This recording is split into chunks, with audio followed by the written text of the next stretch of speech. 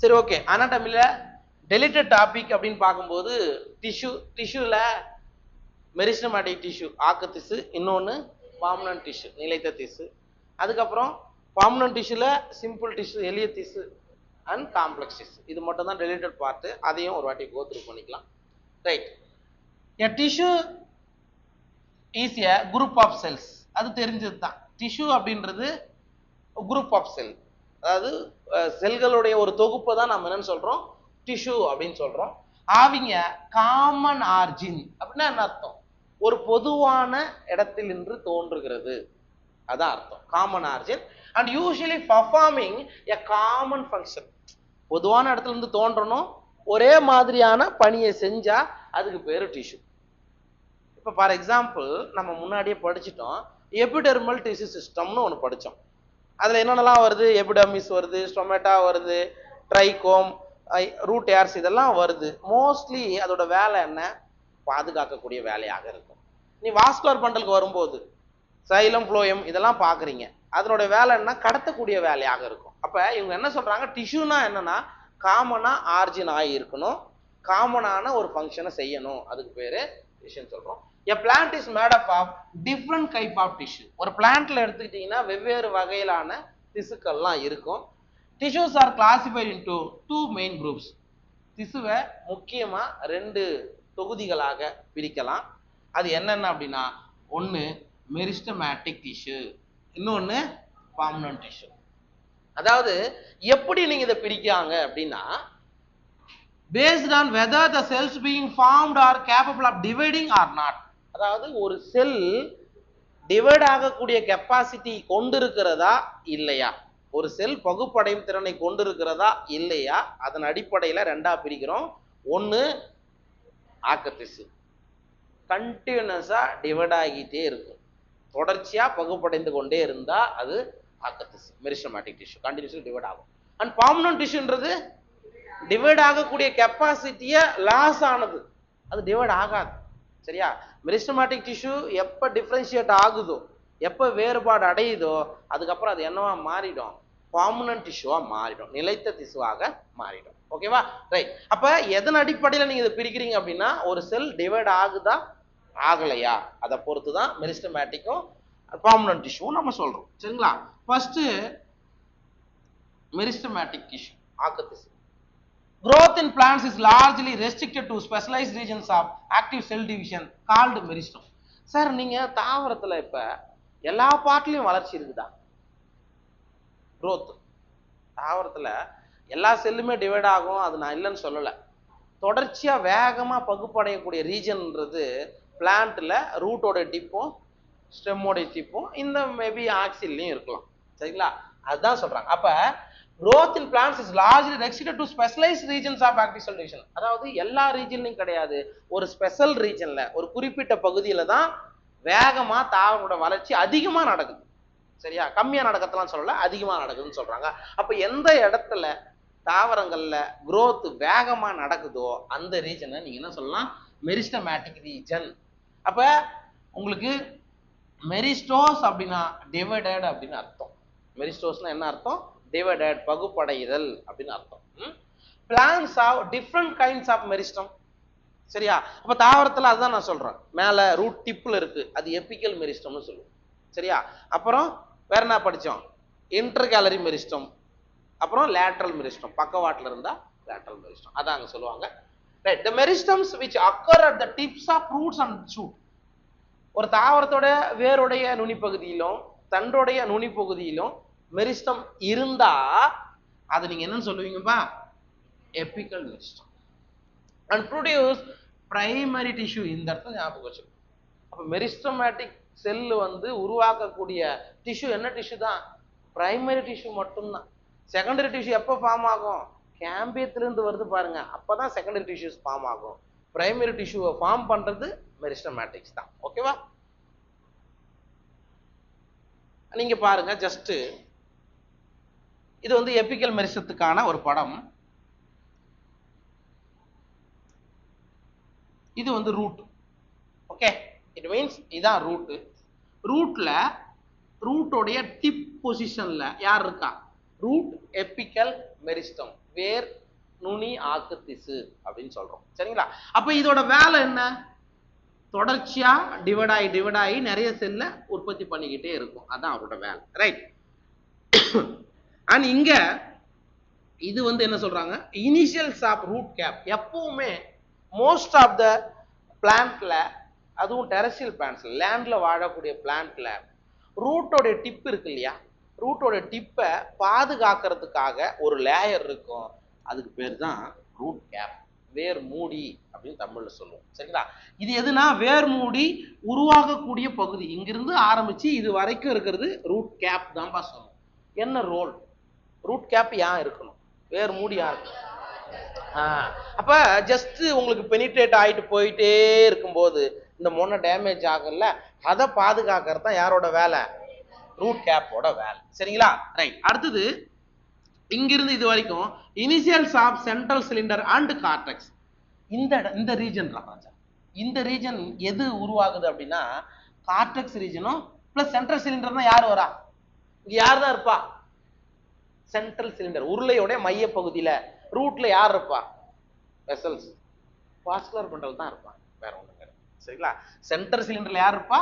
Vascular bundle. அதுக்கப்புறம் cortex இருக்கும், வெளியில எபிடெர்மிஸ் இருக்கும். அவ்வளவுதான். ரைட். அடுத்தது இந்த இடத்துல இருக்கு பாருங்க, இதுக்கு பேரு புரோட்டோடோம். இந்த ரீஜன். சரிங்களா? ஜஸ்ட் இந்த ரீஜன்னால தான் இப்படி அதாவது ஒரு பாதுகாக்கக்கூடிய ஒரு அடுக்கு மாதிரி இன்னொரு அடுக்கு இருக்கு, அதுக்கு பேரு புரோட்டோடோம் அப்படின்னு சொல்லுவோம். அண்ட் இந்த ரீஜன் இங்க வருது இல்ல, இது சென்ட்ரல் சிலிண்டர் வாஸ்குலர் பண்டல் இருக்கக்கூடிய இதை குத்துக்கிறாங்க பாரு, இங்கதான் வாஸ்குலர் பண்டல்ஸ் ஆரிஜினேட் ஆகக்கூடிய ரீஜன். அண்ட் சுத்தி யார் இருப்பா? கார்டெக்ஸ். அதுக்கு வெளியில யார் இருப்பா? எபிடெர்மிஸ் வந்துடும். ரூட்ல எபிடெர்மிஸ் நம்ம என்ன சொல்றோம்? எபிபிளம்மான்னு சொல்றோம். அவ்வளவுதான். இது ரூட்டோடைய அனாட்டமிக்கல் ஸ்ட்ரக்சர், எபிக்கல் மெரிஸ்டம். சரிங்களா? அடுத்தது ஷூட்டோடது பாருங்க. ஷூட்டை பொறுத்து மட்டும் இப்ப மேல ஜஸ்ட் மேல எடுத்து பார்க்கும்போது உங்களுக்கு இங்க இருக்கு பாருங்க, இதுதான் என்னது? ஷூட் எபிக்கல் மெரிஸ்டம், தண்டினுடைய நுனி பகுதி. நீங்க எந்த ஒரு பிளான்ட் எடுத்து பார்த்தீங்கன்னாலும் இப்படி இங்க ஒரு லீஃப் வருதுன்னா இந்த ரீஜன் தான் ஷூட் எபிக்கல் மெரிஸ்டம் சொல்லுவோம். ரைட்டா? இது சைட்ல இலைய உருவாக்கிட்டு அது வளர்ந்துகிட்டே போகும். ஓகே. அண்ட் அப்ப பாருங்க, இதுக்கு சைட்ல யார் இருக்கா? லீஃப் பிரைமோர்டியம், அதாவது இலை முன்மூலம்னு தமிழ்ல சொல்லுவோம். அப்படின்னா என்ன அர்த்தம்? இலையோடைய முன்னாடி பகுதி. இது நல்லா growth ஆனாதான் அது என்னவா மாறும்? லீஃபா மாறும். நீங்க ஒரு பிளான்ட் growth ஆயிருக்கும் போது எடுத்து பார்த்தீங்கன்னா லைட்டா சின்னதா வந்திருக்கும்ல, அதுக்கு பேர் தான் லீஃப் பிரைமோர்டியம். சரியா? ரெண்டு லீஃப் பிரைமோர்டியாவுக்கு மையத்துல தான் யார் இருப்பா? ஷூட் எபிக்கல் மெரிஸ்டம் இருக்கும். சரிங்களா? ஞாபகம் வச்சுக்கோ. அண்ட் நமக்கு ஏற்கனவே தெரிஞ்சதுதான். இப்ப உங்களுக்கு இந்த இடத்துல யார் இருக்கு? Auxiliary but. சரிங்களா? இலையோடைய கோண பகுதியில தான் உங்களுக்கு என்ன வந்துடும்? ஆக்சிலரி பட் வரும். அது மேபி ஃப்ளவரை உருவாக்கலாம் அல்லது பிரான்ச்சஸை உருவாக்கலாம், கிளையை உருவாக்கலாம். அண்ட் டிஃபரன்ஷியேட்டிங் வாஸ்குலர் டிஷ்யூ, அதாவது வேறுபாடு அடையக்கூடிய வாஸ்குலர் திசுக்கள் நமக்கு இலையோடைய ஸ்ட்ரக்சர்ல வந்துடும். இதுதான் பெருசா உங்களுக்கு என்ன ஆகும்? லீஃபா மாறிடுங்க ராஜா. சரிங்களா? அப்ப நமக்கு இந்த இடத்துல என்ன அர்த்தம்னா, ரூட்டோடைய டிப் பொசிஷன்ல எபிக்கல் மெரிஸ்டம் இருக்கு, ஸ்டெம்மோடைய டிப் பொசிஷன் அதாவது ஷூட்டோடைய டிப் பொசிஷன்லயும் எபிக்கல் மெரிஸ்டம் இருக்கு. இது ரெண்டு இடத்துல தான் நுனி ஆக்கு திசுக்கள் இருந்து வேகமா பகுப்படையும். இதுதான் இதுக்கான கான்செப்ட். சரியா?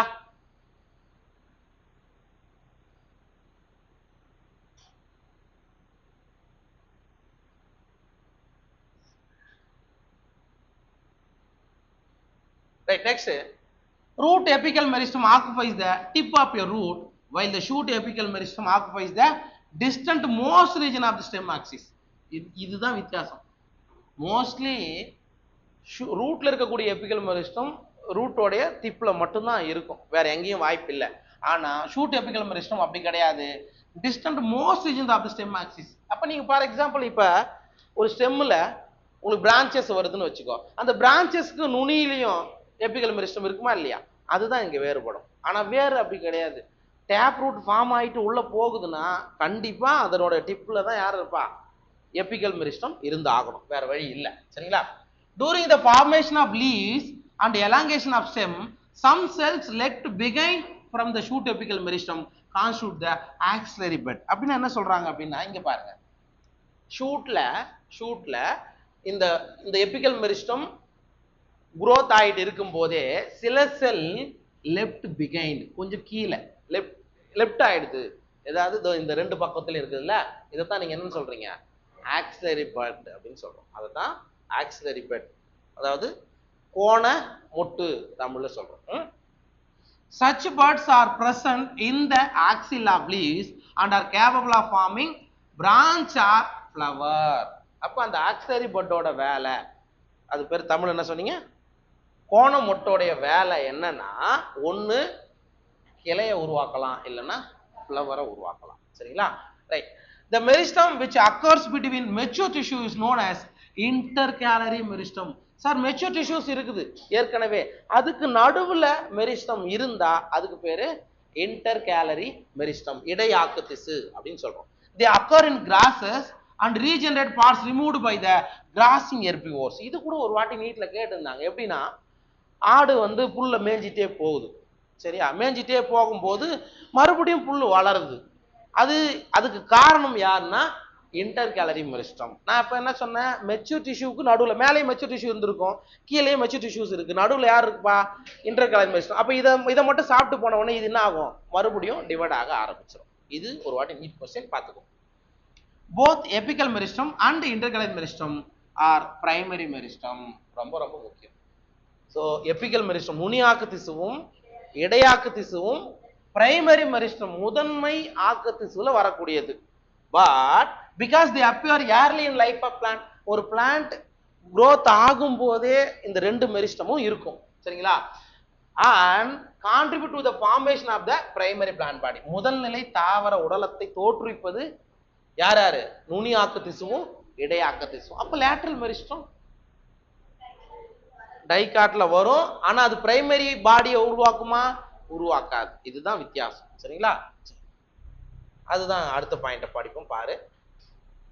The meristems that occurs in the mature regions of roots and shoots of many plants, particularly those that produce woody axis and appear later than primary meristem, is called secondary or lateral meristem. சரியா? எந்தெந்த தாவரங்களை பெருசா உட்டு கட்டைத்தன்மை கொண்ட தாவரங்களா இருக்குதோ அதனுடைய வேர்கள்லையும் அதனுடைய தண்டுகள்லையும் லேட்ரலா பக்கவாட்டுல, அதாவது இந்த சைடுல இப்படி, ஓகே, பக்கவாட்டுல இருக்கிறது தான் என்னது?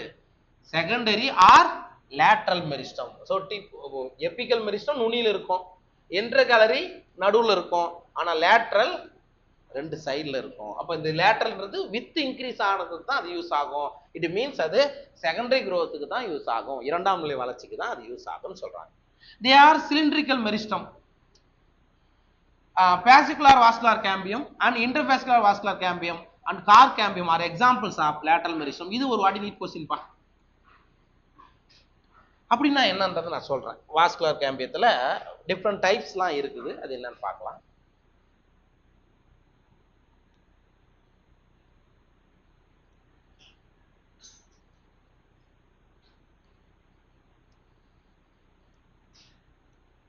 ரைட். இது ஒரு வாஸ்குலார் ரிங். சரிங்களா? இது ஒரு வாஸ்குலார் ரிங். சரிங்களா? இப்ப இங்க சைலம் இருக்குமா? எஸ், கரெக்டா? இங்க யார் இருப்பா? மேல ஃப்ளோயம்.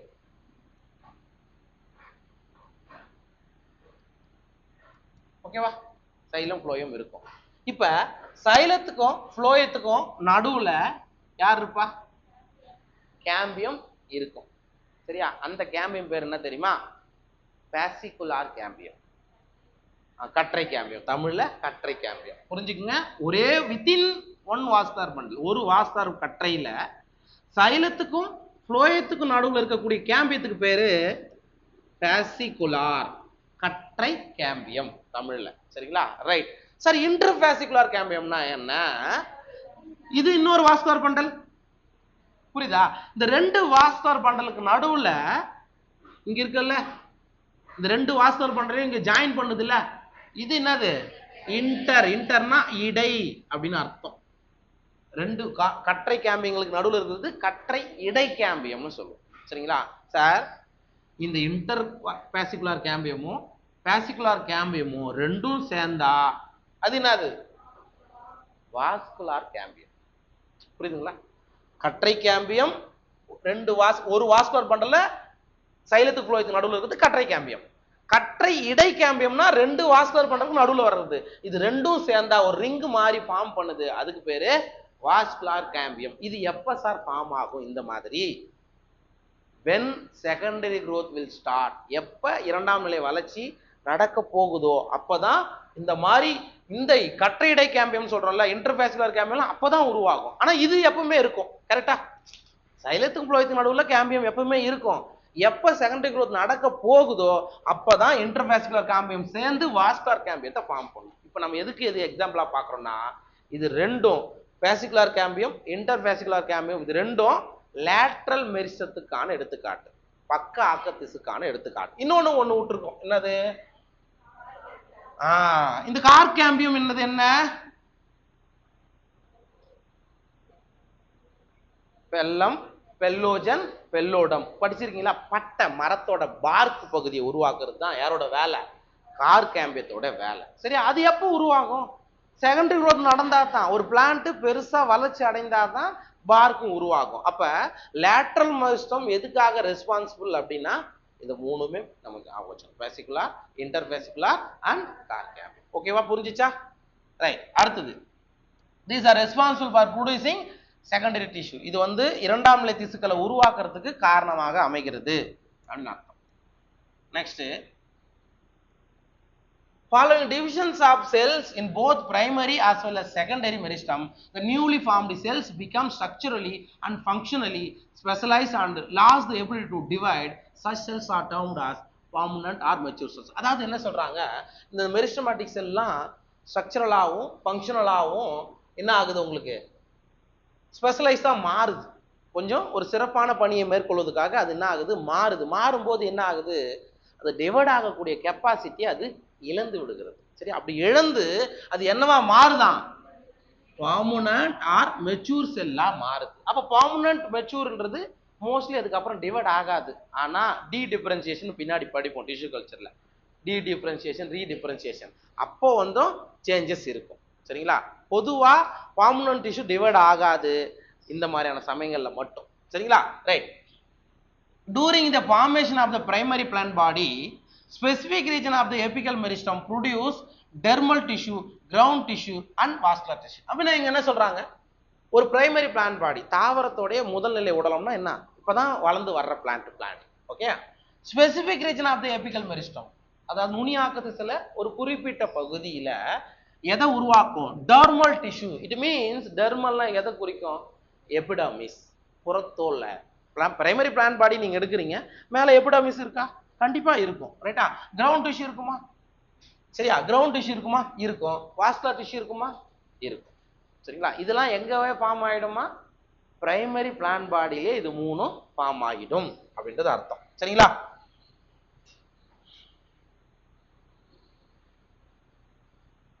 அப்ப இது இப்போதைக்கு பார்த்தது மெரிஸ்டமேட்டிக் டிஷ்யூ பத்தி நம்ம பார்த்தோம். ரைட்டா? அப்ப பெர்மனன்ட் டிஷ்யூன்றது எப்ப பெர்மனன்ட் டிஷ்யூவா மாறுது, எப்ப மெரிஸ்டமேட்டிக் செல், ஆக்கத்திசு செல்லு அதோடைய பகுப்படையும் திறனை இழக்கிறதோ, டிவைட் ஆகக்கூடிய கெப்பாசிட்டி லாஸ் ஆகுதோ, அப்போவே அது என்னவா மாறிடுதுன்னு அர்த்தம், நிலைத்த திசுவா மாறிடுதுன்னு அர்த்தம். சரிங்களா? the cells of the permanent tissue do not generally divide further. அப்படின்னு என்ன சொல்றாங்க, பொதுவா பெர்மனன்ட் டிஷ்யூ நிலைத்த திசுவோடைய செல்கள் மேலும் பகுப்படையாது, மேலும் என்ன ஆகாது, டிவைட் ஆகாது. Permanent tissues having all cells similar in structure and function are called simple tissue. So இந்த இடத்துல simple tissue னா என்ன சார், permanent tissueல நிலைத்த திசுல ஒரே மாதிரியான அமைப்பு, ஒரே மாதிரியான பணியை மேற்கொண்டால் அதுக்கு பேரு எளிய திசு. ஃபார் எக்ஸாம்பிள் இங்க பாரு, இது பேரன் கைமா, இது பேரன் கைமா.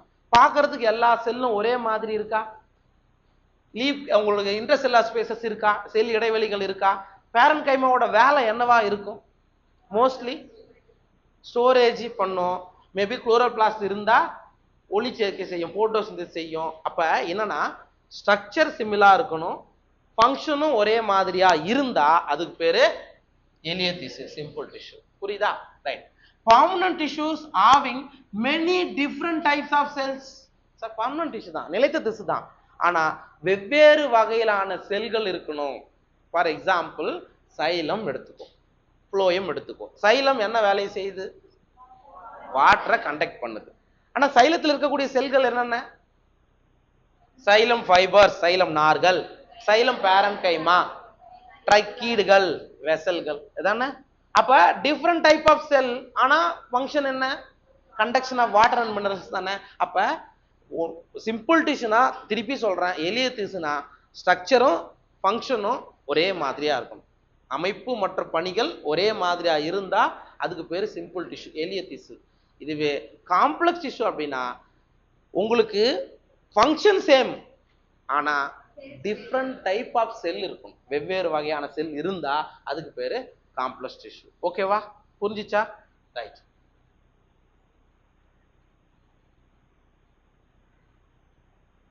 First one simple tissue. எளிய திசுனா என்ன? மறுபடியும் ஸ்ட்ரக்சரும் ஃபங்க்ஷனும் சிமிலர். இதை மட்டும் ஞாபகம் வச்சுக்கோ. A simple tissue is made up of only one type of cell. ஒரே ஒரு வகையிலான செல்களால் ஆக்கப்பட்டது தான் எளிய திசுக்கள். The various simple tissues in plants are parenchyma, collenchyma, sclerenchyma. அதாவது தாவரங்கள் இருக்கக்கூடிய பல்வேறு வகையிலான எளிய திசுக்கள் எது எது அப்படின்னா parenchyma, collenchyma, sclerenchyma. இது மூணு தான் சிம்பிள் டிஷ்யூ. சரிங்களா? parenchyma forms the major component within organs. அப்படின்னா என்ன? ஒரு ஆர்கன், பிளான்ட்ல ஒரு organ, it means leaf, stem ஒரு ஆர்கன், ரூட் ஒரு ஆர்கன். அப்ப ஒரு பிளான்டோடைய உறுப்புகள்ல ஆர்கன்ல மிக அதிகமான பகுதியை ஆக்குபை பண்றது யார் தான்? பேரன்கைமா தான். The cells of the parenchyma are generally isodiametric. அப்படின்னா என்னடா? ஐசோனா ஒரே மாதிரியான, டைமென்ஷனல் பார்க்கறதுக்கு இது எப்படி இருக்குன்னா இதே மாதிரியே இருக்கலாம். புரியுதுங்களா? அந்த மாதிரி இருக்கலாம். They may be isodiametricனா என்ன அர்த்தம்? சம அலை உடையவை. Okay right. They may be spherical. Spherical இப்போ ஒரு இடத்துல பேரன்கைமா இருக்கு, அது வட்ட வடிவமா இருக்குன்னா எல்லாமே வட்ட வடிவமா இருக்கும். சரிங்களா? அண்ட் மேபி ஓவலா இருக்குன்னு வச்சுக்கோ, முட்டை வடிவமான எல்லாமே முட்டை வடிவத்துல வரும். ரவுண்டு மேபி அதே தான். பாலிகோனல்னா பல வடிவம் உடையவை, அதுக்கு ஷேப் இல்லாத மாதிரி இருக்கும். இப்படி இருக்கலாம். புரியுதுங்களா? இந்த மாதிரி வரலாம். ஆர் எலாங்கேட்டட் இன் ஷேப், ஒரு சில இடத்துல நீட்சி அடைந்தும் இருக்கலாம். அப்ப டிஃப்ரெண்ட் ஷேப்ல இருக்கும், ஆனா செல்கள் சம அளவுடையவையாக இருக்கும். எதுல?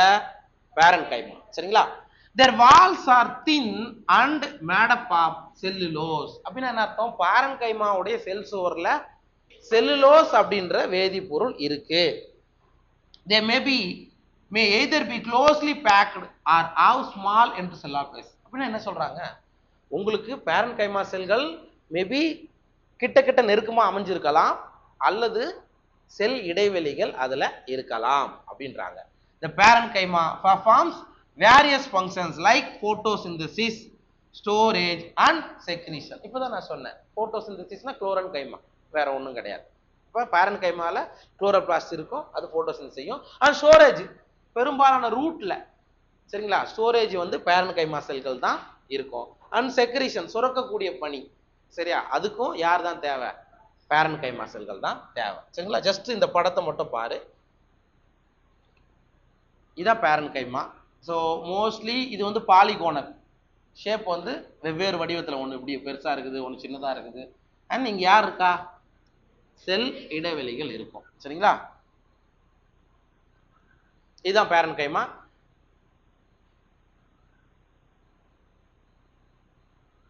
Next collenchyma. இந்த படத்தை பார்த்துக்கோ, இப்படிதான் இருக்கும். கோலன்கைமா உங்களுக்கு கேப்லாம் இருக்காது, இடைவெளிகள்லாம் இருக்காது, நெருக்கமா இருக்கும். நம்ம இப்போ முன்னாடி படிச்சிருக்குமே, ஹைப்போடர்மிஸ் ஸ்டெம்முல, இருவித்திலை தாவர தண்டுல புறத்தோல் அடித்தோல்னு சொல்லக்கூடிய ஹைப்போடர்மிஸ் எதால் ஆனது? கோலன்கைமாவால் ஆனது. அதோட வேலை என்ன வேலை? அதான் பார்த்துடலாம். Okay. The collenchyma occurs in layers below the epidermis in most of the dichotomous plant. இந்த பாயிண்ட் வந்துச்சு பாருங்க. இருவித்திலை தாவரங்கள்ல எபிடர்மிஸ்க்கு கீழே, அதாவது புறத்தோலுக்கு கீழே இருக்கிறது தான் என்ன சொல்லுவீங்க? அதாவது புறத்தோல் அடித்தோல்னு சொல்லுவோம். அது எதனால் ஆனதுன்னா collenchyma. Okay. It's found either as a homogeneous layer or in patches. ஒரே மாதிரியாகவோ அல்லது ஒரு குறிப்பிட்ட பகுதியில், இங்க ஒரு பேட்ச், இங்க ஒரு பேட்ச் அந்த மாதிரி இருக்கலாம். It consists of cells which are much thickened at the corner due to the deposition of cellulose, hemicellulose and pectin. எப்ப இந்த இடத்துல கவனிப்பா, இதுதான் நம்ம பார்க்குற கோலன் கைமா. இதனுடைய கார்னர்ல திக்கனிங் இருக்கா? எஸ், இதோட மூளை பகுதிகளில் திக்கனிங் இருக்கா? இது எதால் ஆனது?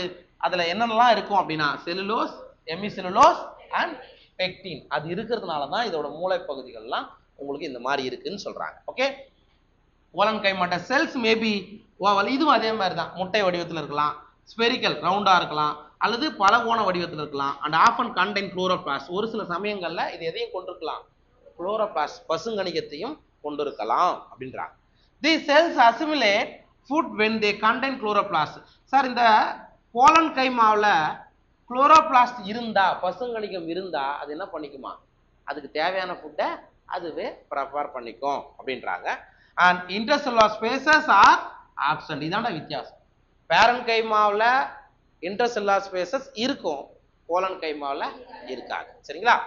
They provide mechanical support to the growing parts of the plant such as young stem, petiole of leaf. அதாவது இது வலிமையை கொடுக்குது. எதுக்கு? ஒரு யங் ஸ்டெம் growth ஆகும்போது. அதே மாதிரி இலையில் இருக்கக்கூடிய இலை காம்பு நல்லா திக்கா இருக்கணும். திக் மீன்ஸ் நல்லா என்ன சொல்றது, உடையாம இருக்கணும் அப்படின்னா அதுக்கு காரணம் கோலன் கைமா செல்கள் அதுல இருக்கிறதால தான். இது ரெண்டாவது சிம்பிள் டிஷ்யூ. சரிங்களா? மூணாவது அண்ட் லாஸ்ட் ஸ்க்ளீரன் கைமா. ஸ்க்ளீரன் கைமாவில் ரெண்டு இருக்கு, ஒன்று ஃபைபர், இன்னொன்று ஸ்க்ளீரைடு. அதாவது தமிழ்ல நாறு, கல் செல் அப்படின்னு சொல்லுவாங்க.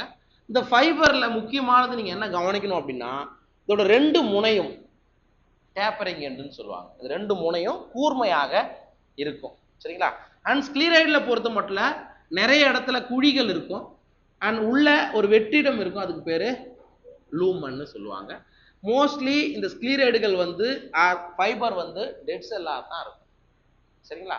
அண்ட் இதோட வேலை என்னவா இருக்கும்? ஸ்க்ளீரன் கைமானா சப்போர்ட் தான், மெயினான வேலை சப்போர்ட்டாக தான் இருக்கும். சரி, பார்க்கலாம்.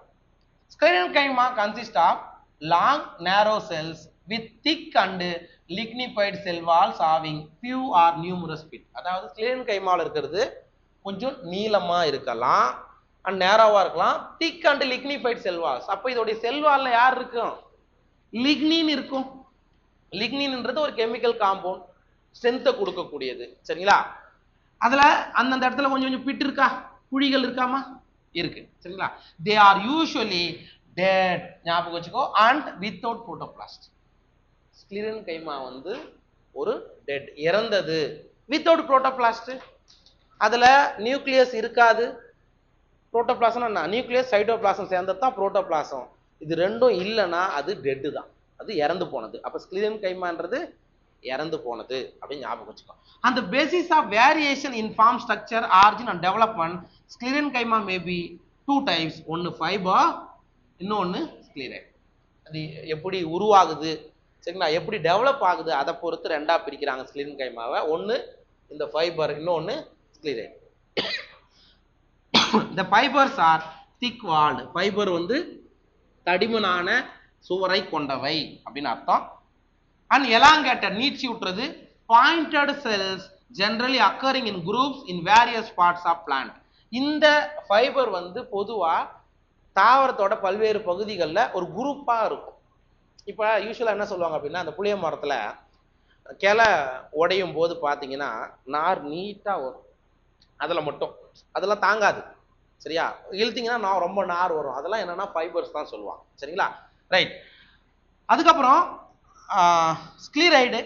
ஸ்க்ளீரைட்ஸ் are spherical or oval or cylindrical highly thickened dead cell with very narrow cavities, that is the lumen. இந்த படத்தை பார்த்தீங்கல்ல, இங்க பாருங்க. ஸ்க்ளீரன் கைமாவில் யார் இருக்கா? ஒரு பெரிய லூமன் பகுதி இங்கேயும் இருக்குது, ஆனா இங்க சென்டர்ல லூமன் இருக்கு. லூமன்னா வெற்றிடம்னு சொல்லுவாங்கப்பா. சரிங்களா? அண்ட் இது நீட்ல கொஸ்டின்ஸா வந்திருக்குது. they are commonly found in the fruit balls of nut. கனித்தோல். நட்டு எதுனா சாப்பிட்றீங்க? பாதாம் அதெல்லாம் இருக்குல்ல, அதுல இருக்குது. And bulb fruits like guava, pear and sapota. நம்ம ஃப்ரூட்ஸில் சாப்பிட்றோம்ல, கொய்யா, பேரிக்காய், சப்போட்டா, அதில் இருக்கக்கூடிய பல்ப் பார்ட்னா என்னது, உள்ள சதைப்பட்டுள்ள சாப்பிட்றோம்ல அது. அண்ட் சீட் கோட்ஸ் ஆஃப் லெகும்ஸ், இது நான் நடத்தும் போதே சொல்லியிருப்பேன். லெகுமோடைய சீட் கோட், விதையோடைய உரை பகுதியில் யார் இருக்கான்னா ஸ்க்ளீரைடுகள் இருக்கும், சரிங்களா. அண்ட் லீவ்ஸ் ஆஃப் டீ, டீயோடைய இலை, தேயிலை, அதை தான் நம்ம பவுடர் பண்ணி போடுறோம். அதுலேயும் யார் இருக்கா, ஸ்க்ளீரன் கைமா இருக்கும். And sclerenchyma provides mechanical support to the organ. இதுதான் முக்கியமான வேலை. அது கொடுக்குறது என்ன பண்ணுது, வலிமையை கொடுக்குது தாவரங்களுக்கு. அது எங்கே இருக்குதோ, அது இலையில இருக்கோ, ஃப்ரூட்டில் இருக்கோ, சீட் கோட்டில் இருக்கோ, எங்கே இருந்தாலும் அதோட வேலை என்னதான், சப்போர்ட் பண்ணுது. நீங்கள் பேரன் கைமா கோலன் கைமாவை கம்பேர் பண்ணும்போது ஸ்க்ளீரன் கைமா ஒரு டெட், இறந்து போனது அப்படின்னு ஞாபகம். சரியா? So that's all simple tissue. Complex tissue நம்ம நெக்ஸ்ட் கிளாஸில் கண்டினியூ பண்ணலாம்ப்பா.